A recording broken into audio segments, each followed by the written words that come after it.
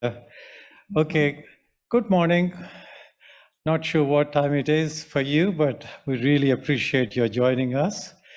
And there are quite a few international people online, and it's our first blended with face-to-face conference since Buenos Aires. And I must tell you, to all of you that are listening, either here in the theater or overseas in different countries, different locations. I've never met Dr. Manal Ataya, and she asked me to call her Manal this morning, so I will. And you got her bio, so I'm not going to read her bio, so you all have got a bio, and you've all read it. But what really happened was that about 2 years ago, that NYU Abu Dhabi had a fantastic global forum on imagining the museum. They had 1,000 delegates from all over the world, different countries, all online. And I was listening, and I was a speaker too, and I was listening, and then suddenly I heard this young woman from Sharjah. She made so much sense. She was the future of museums. That's what I wrote to my provost, that, because he was also listening. And that is Manal. And ever since we were determined that Manal is going to be one of our plenary speakers, because what we are talking about is the inclusive museum, but the future of the museum beyond the idea of inclusive museum. Manal, I'm not going to say any more, but one thing that really I'm interested in, and I think a lot of people in the NYU forum were interested in, was the cultural districts network that you convene. And that's global, am I right? It's a global network. Yes, correct. It's called the Global Districts Network, and they're a independent organization that I'm on the board of. Right. But they do have really excellent convenings to bring together people who are working sort of in the cultural space, regardless of whether it's commercial or nonprofit. But a lot of the members are from sort of nonprofit cultural organizations who want to speak to individuals who have sort of similar challenges or have perhaps similar successes, and maybe look at ways they can work together. It's a great networking opportunity as well for people, but as most of all, it's about tackling issues that are pertinent to today in museum or cultural discourse in general. Well, Manal, if I may say so, for several professional bodies, the idea of the cultural district has become very significant during the lockdown with the pandemic. I think you have a very significant network that you govern. So congratulations. But Manal, now, without any further ado, I hand over to you. We all look forward to hearing from you. Thank you. Thank you. Thank you so much, Professor. That was a very, very kind introduction, and I'm very humbled by those words. Thank you. I really want to thank you all for having me here today, and I hope that something that I might say today will resonate or bring about some change, perhaps in your thinking or in your organizations in some way. Normally, I approach these conversations from a very practical point of view. I think a lot of us know about the theoretical. I think from what I know of the audience here today, so many of you are working in the academic space, so I know that you know a lot of that aspect of it. But here, this presentation I'd like to give today, which Samson kindly will thank you for being there to help me with the slides. We'll just talk generally about how Sharjah Museums began looking at accessibility and where we are today with that as well.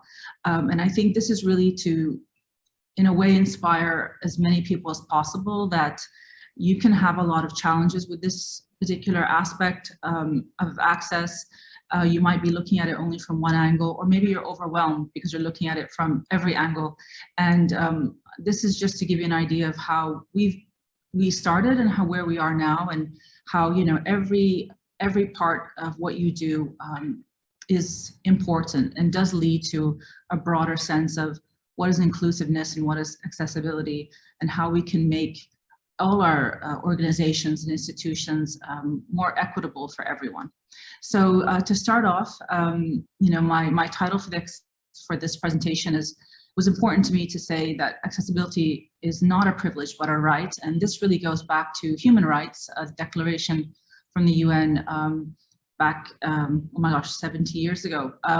So for me, two things I always remember about various UN declarations. One is that people have a right to culture and participation in culture, and the other, which is that people with disabilities have a right to access everything that an abled person does, whether that's the term you want to use or not. I personally don't like those terms, but in any case, the idea is that everyone, regardless of their disability or ability, should be able to access resources, employment, everything from socio to economical, aspects within their lives. So I think frustrating thing is, although this declaration was made, many decades ago, we are still lagging behind. And of course, the disability community are the ones who have suffered, unfortunately, because of this. There has been a lot of lack of understanding, or perhaps just institutional proactiveness to go about doing these things. And I think we all know there's been a lot of different factors, probably in the last few years, that have propelled this discussion forward, especially that of equity, of diversity, of inclusion, and accessibility. They kind of all converge and overlap in different ways. So we use, the words are not interchangeable. They do have, as you all know, distinctive understanding or definitions, but they do overlap and converge. And so we often will use them, sort of interchangeably, but they're not to a certain degree, but they do work together. All of those terms, all of those, let's say understanding of what they are and what they mean do play together. And they do work together. When they work together, that's when they're at their strongest. If I just ask for the next slide, please, Samson. Just to give you an overview, we have 16 museums in Sharjah. They cover a wide range of different collections and different material. We were established in 2006, and we still are the only dedicated museums authority in the UAE. We are the largest in terms of how many museums we have and the variety of our collections.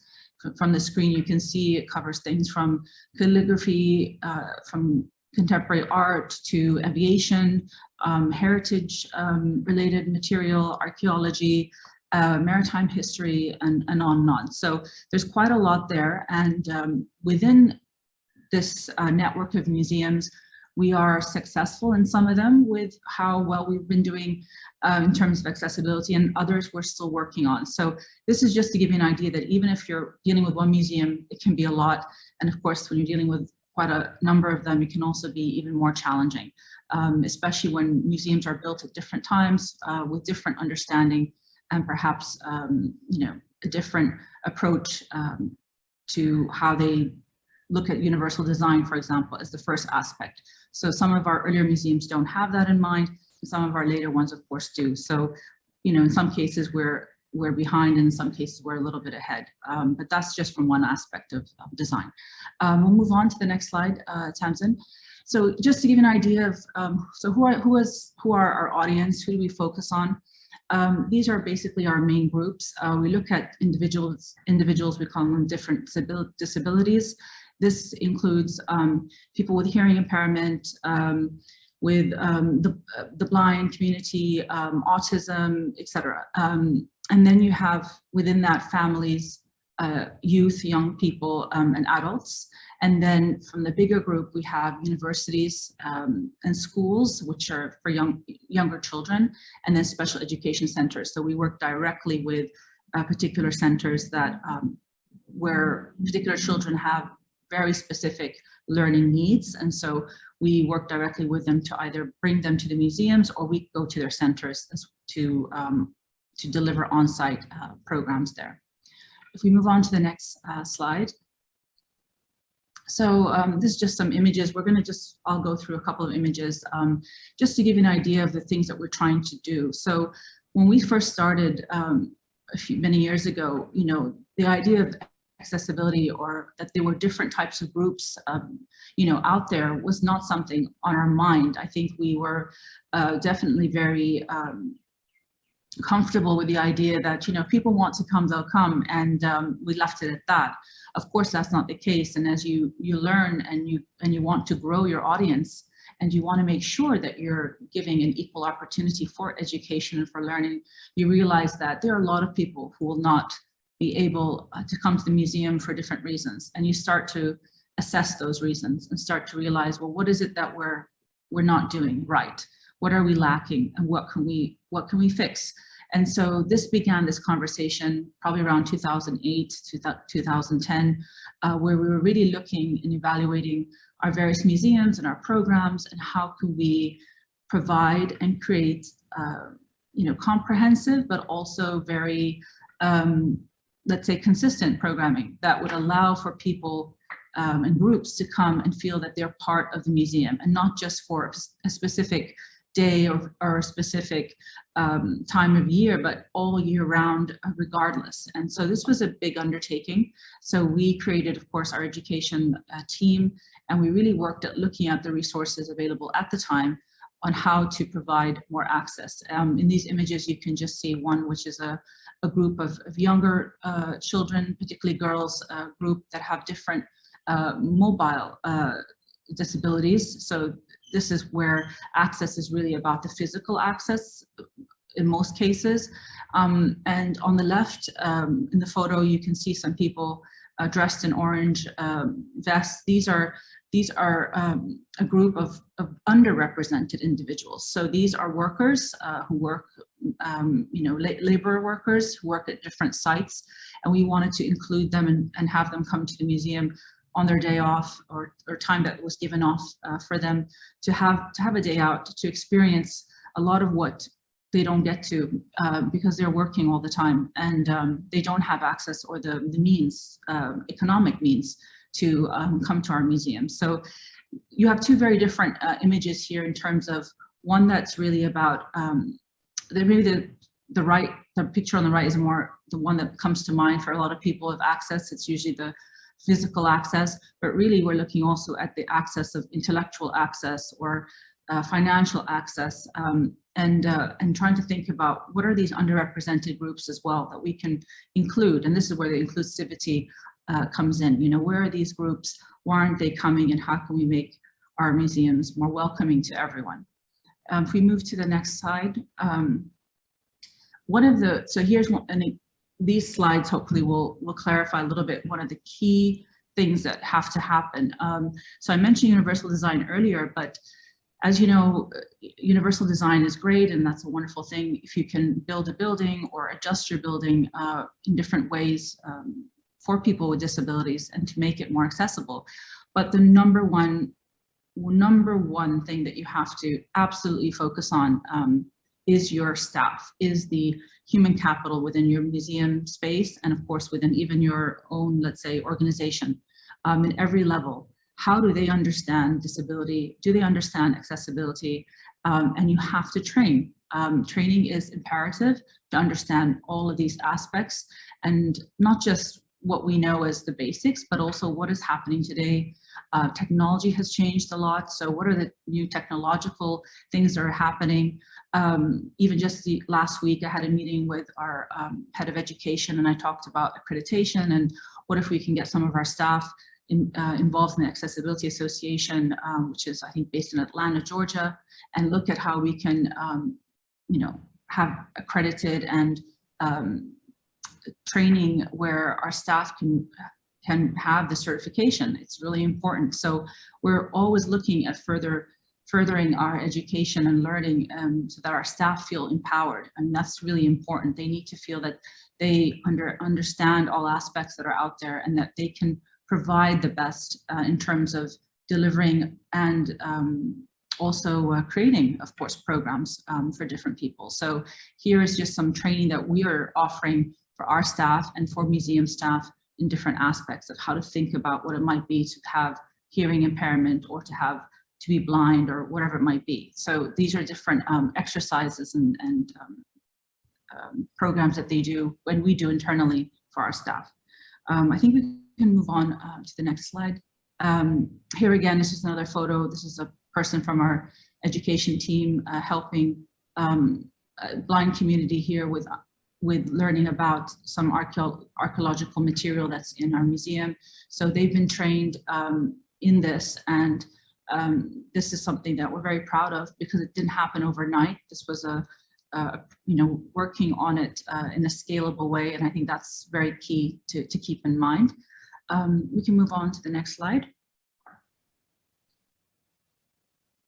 Here's just another image in our galleries where we have some kids learning in the gallery space. And what I love is you can see one of the younger kids is standing there, and he's sort of taking the leadership here to help the class to think about and talk about the artwork around them. And this is a nice way to kind of also change the dynamic a little bit. But here, I think what I wanted to represent is that at the core of everything is that we're a learning space, and we have to make it accessible for everyone in every way possible.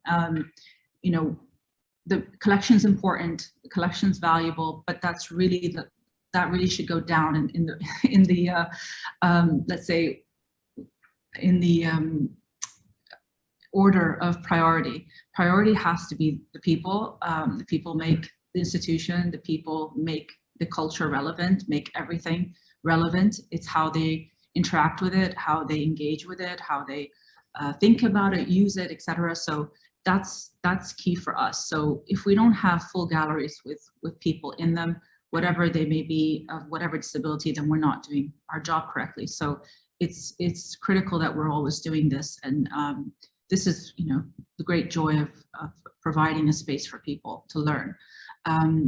If we can move on further to the next slide. Thank you. We can move on again. These are just images of some of our great guests that we have and visitors that come to the museum. Next slide, please. This was a workshop also that was done with people with different disabilities.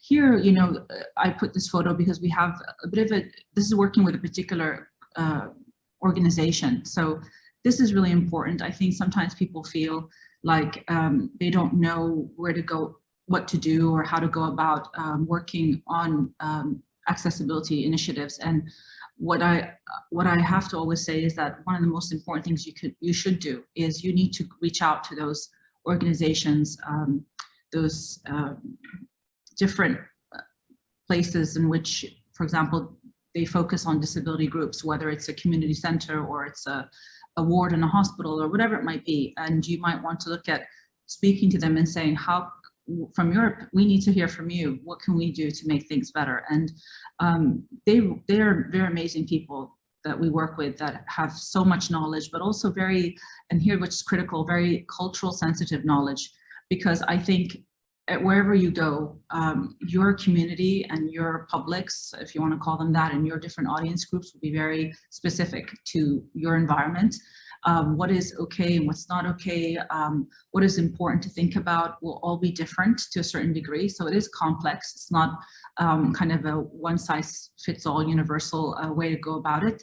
Yes, they are particular, compliances that are relatively universal, but I think this part is about how do you make sure that for your specific culture, for yours or maybe cultures, depending on the variety of people there, how are you making sure that you're talking to those needs and being aware of that, especially when you have such great people you can talk to and you can listen to, and they have all the information right there, so you don't have to start at zero. We can move on to the next slide. So one other thing I wanted to just mention is going to talk about a little bit more about inclusiveness. So accessibility is, yes, definitely about how we can make spaces more welcoming and more convenient and more enjoyable for people with all kinds of disabilities, but it's also about including people that are often not able to come to the museum or just forgotten. Who are those people who are ignored? And so we've worked with identifying different groups. Of course, there's so many of them, but this is part of where you have to start where you can and work on that. This image is of people who we signed an agreement with the Friends of Cancer Patients. So we work with an organization and we go to on-site visits at the hospital with cancer patients, and we deliver programs there for them. We deliver workshops for them and their families so that they can have some kind of a different experience where they're unable to come to the museum space. So accessibility, very important to remind everyone here, is that it's not just about making yourself available in terms of people coming to you, but how much can you go out to people? That's a critical part, and it makes a huge difference when you're able to do things offsite as well. If we go to the next slide, please. This is another example. Here is a program we've been running for about 5 years now, almost, which has been very successful. This is just an image of a particular workshop. It's a lecture that's being given, a program within a space that we have been allocated within the correctional facility in Sharjah. So these are inmates who are here for small to medium level crimes, but they are on basically a road to rehabilitation. So part of the rehabilitation, when I approached them, was, can we offer a library? Can we offer programs of art and culture? Could this be something that would be good for them? And of course, it has been. It's been a great initiative. Besides this room allocation we have to provide lectures and actual hands-on workshops, we also have another space within the facility that they've allowed us to have an exhibition space. So we created an exhibition with replicas from our museum collections, and they are able to utilize that, as well as when they can come to on-site visits at the museums. You can move on to the next slide. Here's just an example of a lot of, as you can see, a diverse group of people having a cultural sort of awareness workshop. And these are really important. It's bringing in people who normally don't know much about the UAE, or in this case, these are people who are not going to be here for very long. They're here as tourists. So, even tourists are a community, even if they're very temporary. And we try to make sure that we also give them access to what we're doing and understanding as much as possible about what our museums are about, or in this case, what the culture of the UAE is about. We can move on to the next slide. This was another really great initiative that I had started thinking about for a while.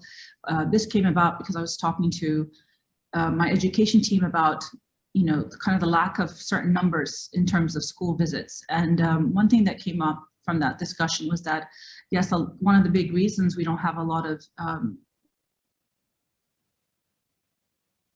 about 15 or 16 different schools is because of where they're located geographically. And basically these schools are located outside of the city center. And so by law here in the education ministry do not allow children to be in a school bus for over an hour each way going to any particular location for their safety, etc.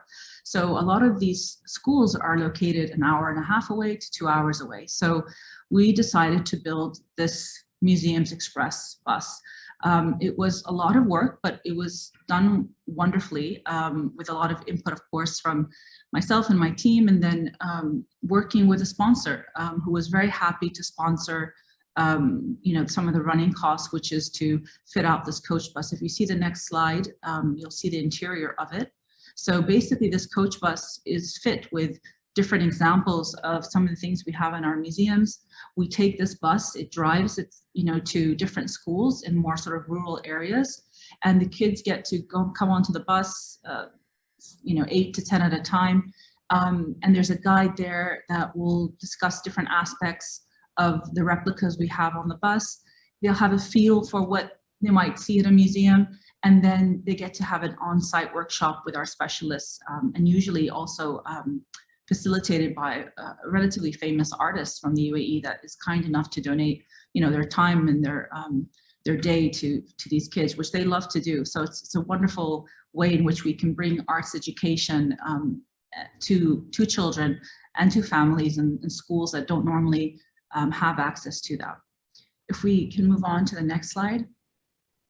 We can move on again. Here, this section I just mentioned, you'll see a couple of photos are just about community events.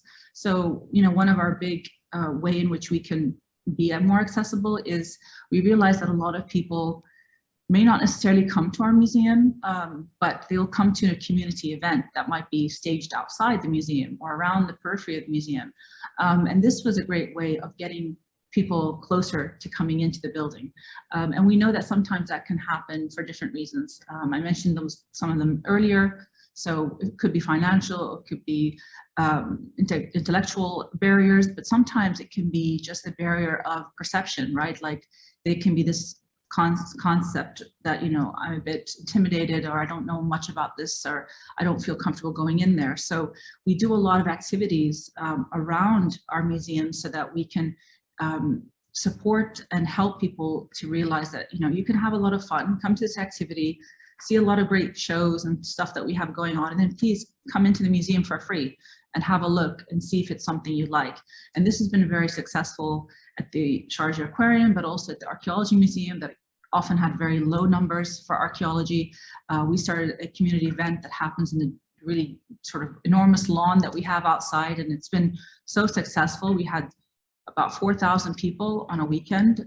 It's on its own, so that's huge, and that would be usually 2 months of visitors, and we got that in 2 days. So, it's just thinking a little bit outside of the building itself, and how can we get people, to come to the museum space. You can move to the next slide. This is some other activities we're doing with different groups. We can move to the next as well. This is the elderly. There's an elderly home here in Sharjah, and we also work with the elderly as a underrepresented group. A lot of them cannot come to the museum. So again, this is where we go to the elderly home and we visit them, we chat with them, we try to talk to them about different things that we're doing. Again, bringing replicas often to the homes, and gifts that represent the museum collections.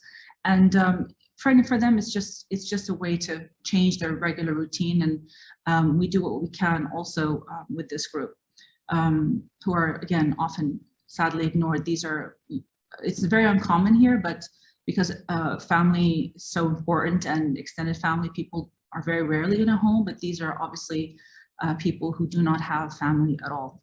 So it's very rare to find that, but for that reason, it's quite important for us to reach out to people who have no visitors otherwise.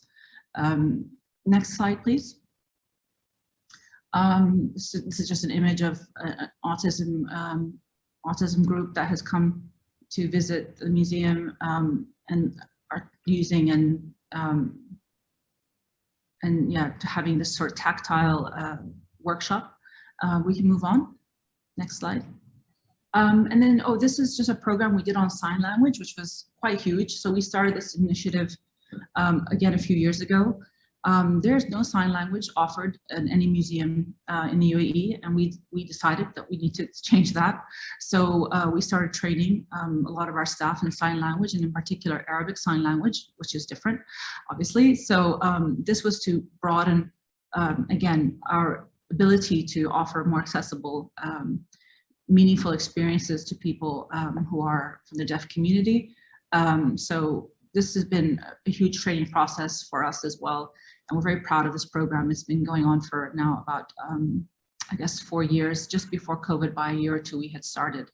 And it's been highly in demand. And so we continue to work with different groups on that aspect. If we can move on to the next slide. These are just some other examples. Next slide.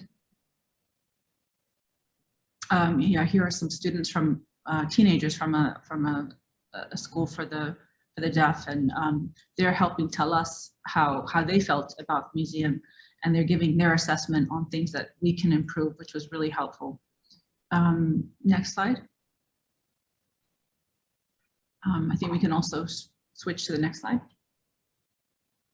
I think this, yeah, these are my last slides, so I'll be ending soon. This is just the part that is about what happened now during COVID. So I talked a lot about programs we've started 10 years ago, 8 years ago, 6 years ago, and then things that just started before COVID.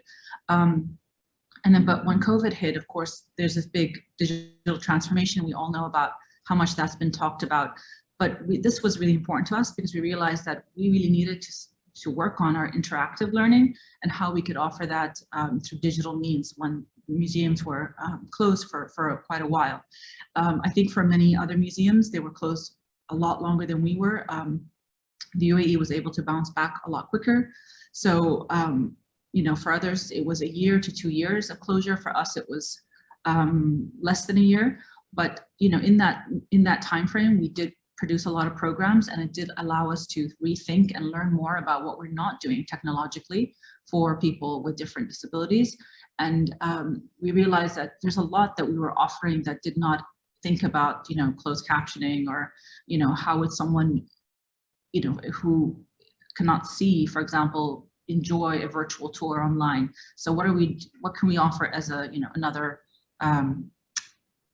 alternative, for example, if we can. I mean, so this was a huge learning curve for us. We move to the next slide. This is just to give you an idea of the visitors we had during COVID. So during 2020, for example, you know, virtual participants were much smaller than our actual participants that we had, because in 2020 we were reopened again. But it still shows you that there is a segment that we were able to reach, still quite a lot of people. And those people were important for us to continue to think about, because we don't know what could happen again if we were going to close again. But also that even if we don't close, you know, we know the future is digital in many aspects, and we need to build that up. Probably our numbers are small because also, you know, there's a lot there that we're not offering, and that's something that we need to think about and improve on so that we can work on how we reach a better segment of our community through digital means and through a digital platform. Next slide. So here's just an example of how many programs we did in 2020 itself. We did 158 digital programs, 5 were universities, school programs, 31, accessibility, 33, community, 16, family, 24. So just an idea. I mean, that's not quite a lot of programs in a year, but, you know, we were able to do what we could. And some of them were, you know, very general and basic, and others were a little bit more sophisticated, but it was, you know, it was a very huge learning curve for us, and we're still learning from that. I think the next slide ends the presentation. I did want to just end on a couple notes, though. I think, you know, we've covered a lot of different ideas in this talk, but I think what's important I want everyone to sort of take away from this is just that, you know, which I'm sure has been already discussed in the conference the last few days, is, you know, that having this approach to accessibility, it has to be holistic. You do have to think about it from a wide perspective, and how it involves every aspect of what you do. And that's a big shift. It's a big shift in a lot of organizations. It doesn't happen overnight. And that leads to my second takeaway, which is that it needs to be scalable. You need to think about, you know, scalability and, you know, what you can do incrementally, right? I think a lot of people feel overwhelmed that they have to suddenly make a huge change, and that's not going to happen. We all have issues with resources and different aspects. So, you know, thinking about where you can make changes as you go along is important, and is good enough. You know, work on where you can as you go along. And I think the other thing I would mention is that this process, you know, it is a process. It's not kind of an accreditation. It's more of, how do you involve people from those communities, those stakeholders? You talk to them, listen, and figure out how you can improve, and what you should maybe improve first. If you are feeling overwhelmed, talk to people from the community and find out what are the key things you should probably work on first before you start worrying about 10, 12 different things that you think you should improve, they might help you prioritize where you should put your funding and resources first. And I guess finally, I wanted just to say that inclusion and accessibility is complex. It's not simple and straightforward necessarily. It is very also culture and community specific. So you need to do what also works for you and for your community. And at the end of the day, I think if you can help build the capacity of the people around you, and you have a new mindset that you just want equitable access for everyone, then you'll be on the right road to getting there. We still have a lot that we don't do. We still have a lot of gaps for sure, but I'm very proud of where we've gotten to so far. And I think, if anyone can take from this, this is a work in progress, and that it is manageable and you can do it, even when you don't have all the sort of pieces put together. It sometimes is this process that you have to go through, and a big learning one on our part. So I hope that was useful. Thank you, and I'll take any questions, I guess, from this point. Thank you. Thank you, Manal. Much appreciated. As you're saying, inclusion is a cultural system, if you will, and that the transformation that we need to undergo in addressing universal access is a process, is a project, ongoing project.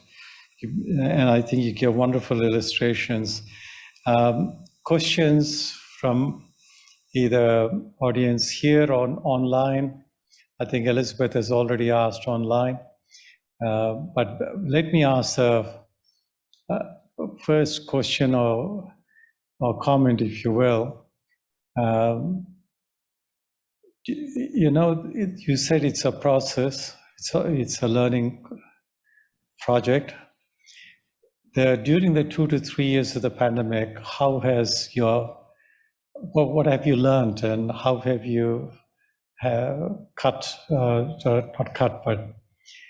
customized, what you're doing to be accessible during the COVID situation? Well, there's probably two things I would highlight during the pandemic, which of course we're still in. So, but let's say at the height of the pandemic. One is that because we were shut down and people were at home, we used that time to really intensify training. So because people were working from home remotely, one of the few things, especially for people who were front of house staff, this was our opportunity to give them training that they normally wouldn't have or have time for. So all these hours where they are normally working as museum, retail shop, or at the reception desk, etc. This was a chance to have them learn either take courses in sign language or do a lot of the training we have on how do you understand people, or offer programs with people with disabilities. How do you make a space more welcoming for people with disabilities? So there was a lot of training offered online, which we really utilized that time. So that was really helpful. And I think it was helpful because it included more people from within the organization. So not just the educational specialists, but everyone as much as possible, from the curator to the front of house staff to security to whoever we could involve in the training, we did. And the second aspect was the sudden shift and unbelievable focus that happened on digital content and utilizing digital platforms. It was big for us. We hadn't really done much in that realm, and I think that's the case for a lot of museums. They kind of didn't think about that. And one thing that we learned through that process was just how much of what we offered physically, we should have offered it online, as you're doing now, in a hybrid way as much as possible. And if so, were we also offering it in a way that, for example, in terms of being inclusive, was it offered in 2 languages? Did we have translation services, for example, in our online conversation or panel? Sometimes we didn't think about those things. Did we have captioning for people if they had problem with hearing, for example? So it was also just thinking about how much are we not doing in that area. And I can tell you now, our website needs a complete overhaul. Having had gone through this process, it made me realize, wow, our website is not disability friendly either. So, you know, things that you kind of forget as you're focusing maybe on different aspects, especially on the physical spaces. So kind of having to think about the virtual realm really took us into a different frame of thought. And I think that's been really helpful to allow us to think about how we can do things in a more hybrid form, because that is more accessible. For me now, I'm in the UAE right now at almost 6 p.m. and I'm able to take part in this you know, great conference because of the technology and what's being offered. Had this not been the case, of course, that would have been me being denied access. And I think this is the problem. To have more equal access, we have to make all these resources available. And I think virtual access and digital access is definitely the future for that. We should never go back to the way things were now that we know that we can democratize, you know, information and knowledge. Thanks, Manal. I think one of the things in your presentation is how deep you go in terms of access with elderly people and people with a range of challenges. One of the areas that's of interest to our network is intervention of museums and art museums in slowing down or dealing with people with Alzheimer's and dementia. And there are institutions like MoMA where the clinical analysis being done where it shows that exposure in environments that we deal with, you know, in museums and art museums, actually slows down dementia and slows down Alzheimer's. Are there any clinical tests that you're able to do in Sharjah with some of your activities? At the moment, we haven't done, but the good news, I should say, is that, which I should say, watch this space. This has been something that has been preoccupying me actually just before the height of COVID, and then after COVID, it even made it more clear to me that there is a definite connection between mental health and health issues in general and cultural spaces and the arts, and how one can help, you know, can help the other. And during COVID, which made it very clear to a lot of people, you know, their access to certain things could help them. But at the same token, we realized how many people were suffering from different issues, whether it was stress or depression, anxiety, etc. And so one of my key areas that I want to focus on this year is looking at that connection between health and well-being and museums. And as you mentioned, you know, there are a lot of good examples. I've read about them, I've seen them, whether it's the one that you mentioned at MoMA, but also in the UK, there have been some different surveys or studies that have been done here and there, you know, a few museums that have attempted to do this. In Philadelphia, there's, I think, a couple as well that have, I'm trying to remember, but they've all worked to try to see if, you know, there's a way in which they can employ these sort of practices within the museum space to help people, as you said, with either Alzheimer's or people with stress or people with some form of, you know, depression to a certain degree. I think here it's very important for us because there is a stigma about all of these issues. Even Alzheimer's is stigmatized here.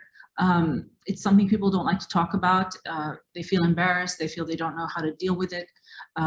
You know, and so they usually keep people with Alzheimer's. If it's a family member, they'll keep them at home. You know, they don't want the sort of negative reaction they might get if they're out in public, which is really awful. And that used to be the case, of course, as you can imagine, with people with disabilities. They had the same issue, especially here many years ago. There was a stigma, and so people avoided taking people out with disabilities. So I really want to work on this particular, and I hope that I'm going to work on some research and some studies actually in the US soon to look at some best practice, some models that we can think about that we might be able to use as a pilot program to work on some of these aspects. But I think a lot of it is how do we talk to health professionals? How do we get them to see the potential and the positive that could come from you know, being in a museum space it will be very new for a lot of people here. It will be a big learning curve for them, but I think we can prove that, and we can show that it won't do any harm, if anything, but if in the best situation, it's going to do good. It's going to actually improve their overall well-being. It'll make them feel a little bit better, less stressed, more positive, have more confidence. I mean, whatever those different programs are that we're going to target different issues. We know at the end of the day, we're not healthcare professionals, so certain things we will have to have healthcare people, with us on site during those things. But we're trying to look at a more holistic kind of overall well-being in general, just for the general public. But yeah, I'm moving into that area for sure and see what we can do. Thank you, Manal. We have a question from the floor. Hi, Manal. I'd like to say thank you so much. I've really enjoyed learning about all that you've been able to accomplish at your museum. I had to piggyback on what you just said, because I am a healthcare professional. I don't work in a museum. I'm an occupational therapist, but I partner with museum educators to create programming. And we have studied that right here in Philadelphia and found in a qualitative study that museum participation increases family well-being for, specifically we looked at for children on the autism spectrum, and it was so important. And one of the things that we asked our families, what was the most impactful for you? And they usually say the human capital, feeling that welcoming attitude, feeling like they belong there, and that there are people there who are trained to support them is so incredibly meaningful. So I was so impressed with the range of folks that you were able to reach. And that takes so much training to get people to understand what are all of those needs that are going to be present. So do you have best practice tips for training, for getting people on board, for getting people to understand the range of disabilities? That's my question. First of all, thank you. I think the work that you do and every healthcare professional who works in this area, really, it's a really honorable thing, and it's something that we need so much of, and we can learn so much from. And I'm so happy that you mentioned the statistics of those studies and things, because I do believe that there always is this positive correlation between people with different health or mental health issues, and how they can be improved by their involvement in museum spaces, or maybe, like as you said, working with other community members and feeling less stigmatized because they're feeling a feeling of belonging and being understood. Belonging is a very important word, and it's one that you mentioned, and I think it's something that is very important to me, because I feel that I've had different experiences with friends and family members who have different disabilities or mental health issues, and I've seen how much that stigma has been around and still continues to be around, and it really frustrates me.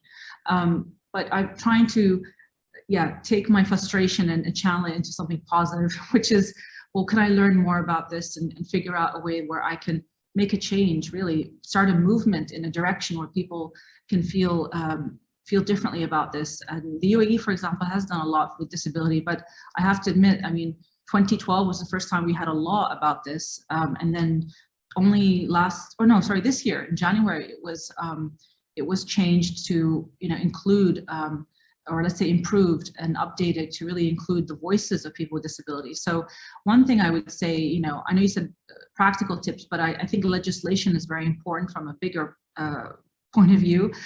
Thinking about it from a higher level of how much there is legislation, or let's say policy making about these issues, so that helps to reduce the stigma for a lot of these issues. And then I think from our side, when it comes to training, is yes, it's very important to, I think, talk to our staff, and we talk to them in a way where it's sort of, I think it's very easy to want to improve and to learn when you see all these beautiful people and children and families, and you just have to listen to the story of how difficult it might be for them to do something that is very simple for others. And you feel to yourself, well, it doesn't have to be that difficult. It could be just as easy. And that, I think that frustration over realizing that that should not be something that should make it difficult for a family that has a person in a wheelchair, or for a family who has someone with autism, you know, that in a way, that frustration is the fuel to change and to learn and to really incorporate as much as you can. So we like I said, talk to different organizations that are specifically dealing with these different groups. So if we say autism, example, we speak and work with the autism organization here in the UAE, and they give us so much feedback and information about what to think about, what to do. Then we meet all these wonderful people and we just fall in love with them. And we remember that, you know, at the end of the day, this is what we do. We're here for everyone. We're here for our community. So we have to do what we can to make it better for everyone. And I think the mindset, I think, which is key, is we have to think about it as though by including others, we're not taking away from everybody else. You know, there is this idea sometimes that, oh, if we put more in this or we change things, we're taking away from someone else, and we're not. And that by adding more, actually, we're making it better for everyone, not just the people who have a particular issue. And that's the other part, is that I try to avoid the signaling out, and I'm going to work on how we can do that so that there's less of this idea of this is specifically we're doing this because there are people with disabilities, but rather we're doing this because everyone will benefit from this at the end of the day. I benefit better, you know, if I can hear something better or see something better, have an option to do that, regardless of whether I'm hearing impaired or not. And I think that's kind of changing that idea of how, just like even with health and safety, how can you make everything, you know, safe for everyone, regardless. Once you have that in your mind, you start to notice things and you start to fix them. And luckily it becomes a snowball effect and you get to where you need to be. So I don't know if that answered the question, but I think it's really about the human connection. I think really makes the difference. And then after that, the training is just a tool to get to where you want to be, where you can actually be standing in a room with a bunch of families or kids, and you can really feel that they're having a wonderful experience, and that you've been able to do that yourself because you've empowered yourself with the right tools. Thank you, Manal. I think Tamsin is going to read out some online questions. Tamsin. You know what? And just at exactly that time, you've also answered a part of that question. So I'll just read the whole thing out, but as part of that previous answer, you did touch on this. Could you talk a little bit about the type of involvement of different departments within the museum, as well as the involvement of external consultants such as translation experts? So when you're looking, I think the question is asking, I guess, a little bit about the holistic view of how you can incorporate inclusion and access. This is something we need to work at even further, as I mentioned, because of knowing how digitally, when the digital aspect came about, we realized that we were lacking there. And for example, our website is a good example of where we aren't accessibility friendly as we should be. So I think one good thing that can come about with anything really in life, when certain situations happen, you can the situation will expose things, and you can either choose to let that exposing make you move into the direction where you can make that better and improve it, or where you will just ignore it or be defensive about it. So in our case, I will never be the person to be defensive or to ignore it. It's quite the opposite. This is great that we're able to see that we have a gap here. We should fix it. We should attempt to mitigate things now that we know that this is an issue. So for us, for example, a lot of the departments that are involved right now in the training when it comes to this are some more obvious ones. So there would be museum services, which is more of like people or the department that's in charge of our front of house staff and everyone who's involved, sort of the interface. It involves the maintenance and facilities department. So of course they're involved a lot when it comes to when we're designing something new, whether it's a reception desk or whatever. Is it at the right heights and things like that? This is more of the universal design aspect, and redesigning things, because a lot of our buildings were built at a time when that understanding was not there. So they help to build temporary ramps, or permanent ramps where possible, you know, all the sort of infrastructure, so to speak. IT will be the new department that will be much more involved now in accessibility. So I'm actually meeting with them next week, and that's one of our big discussions will be about how we can look at now disability access through technology. So we're going to move in that direction, and how we can change a lot of what we're doing and what we offer online so that we're more accessible. But to be honest, I mean, this also involves other departments. Human resources, of course, is involved. That also includes, you know, hiring people with disabilities and things like that. So, you know, and training people. They were the ones who offered all the training that I mentioned earlier. So they also play a big part as well. But really, it should be almost every department, right? If not all, they should all be involved in some way in understanding that. And I think, especially having had this discussion, you know, we want to move in that direction. We really want everyone to see how they can play a part in that. And even if they don't play a very direct part, just the understanding is so critical. It just helps you to see things in a different way, just like when you have a policy for health and safety. So even though something, you know, I'm at a certain height and I don't have to worry about something, I just now automatically, wherever I go, if I'm in a shopping mall or I'm going to the supermarket, I'll just notice something. I'll be like, that's not safe for someone who's, you know, a child, or that's not safe for someone who would be, let's say, in a wheelchair. So I'm just thinking about that already, because my mind's already been shifted. And it's amazing that when that happens, when you're like, almost like you're given a new lens, you just start to notice things, regardless of whether it personally affects you. And so that's really important. I think being able to see things from a new lens changes you and changes a whole organization, you know, over time.